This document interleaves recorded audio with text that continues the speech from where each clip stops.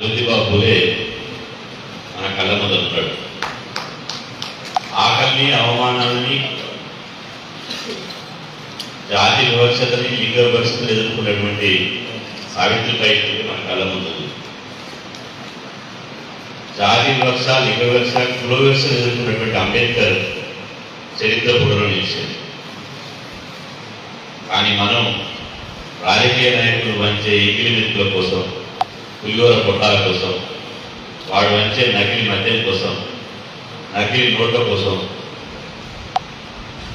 77 సంవత్సరాలుగా అయ్యా భిక్షాన్ని అని చెప్పి మనం ఉంటే చరిత్రలో స్థానం కాదు కదా, నీ కుటుంబంలో కూడా నీకు స్థానం ఉంది.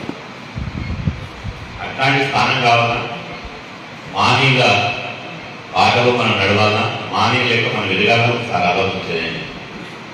ఇప్పటిదాకా మనందరిని ఉద్దేశించి మనిషి సంఘజీవి అంటారు.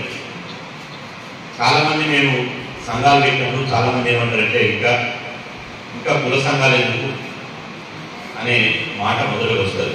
ఇంకా ఈజీగా కోట్లు కూడబెట్టుకొని బంగారు అయితే ఏముందంటే రాజకీయం.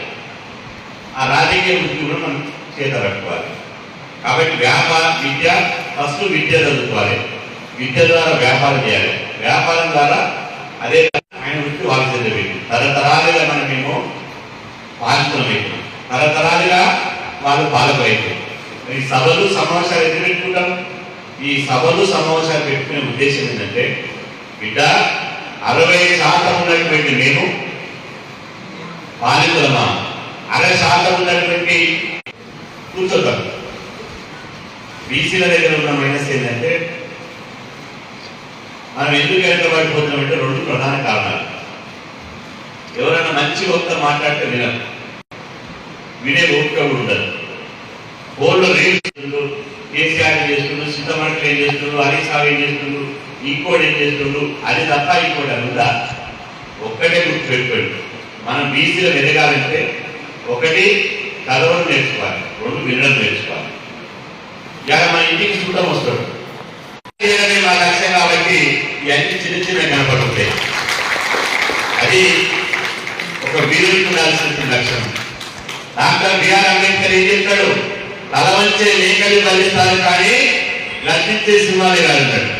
ఇలా సాంబశివరావు జిల్లా కాంతాన్ని నాకు స్పెషల్ వర్క్ ఉంటాడు. అంటే బలహీనమైనటువంటి మేక, ఎవరికి హాని అయినటువంటి మేకలు పీసులు చేసి సమాజం తింటుంది. అదే సింహాన్ని అదే పులిని కామరేజీ వచ్చినటువంటి కోసం మేక బలైనట్టు పైగా ఉంది. 2 జింక, అడవిలో జింక ఉంటుంది. జింక ఎవరికి అన్యాయం చేయదు, దానంతా తప్పదు. కానీ చివరికి కూడా కొండలు కూడా కలిసి దాన్ని అన్ని కొండలు, ముసళ్ళు, పులులు ఏది ఉన్నా కూడా జింక మీద దాడి చేసి జింక తింటాయి. అంటే ఏది బలహీనంగా ఉందో ఆ బలహీనంగా ఉన్నటువంటి జాతుల మీద కానీ, జంతువుల మీద కానీ బలవంతులు దాడి చేస్తూనే ఉంటారు. కానీ ఇక్కడ నేను చెప్పేది ఏంటంటే, అసలు బలవంతుడు ఇక్కడ తేరాల్సింది ఏంటంటే, అసలు బలవంతుడు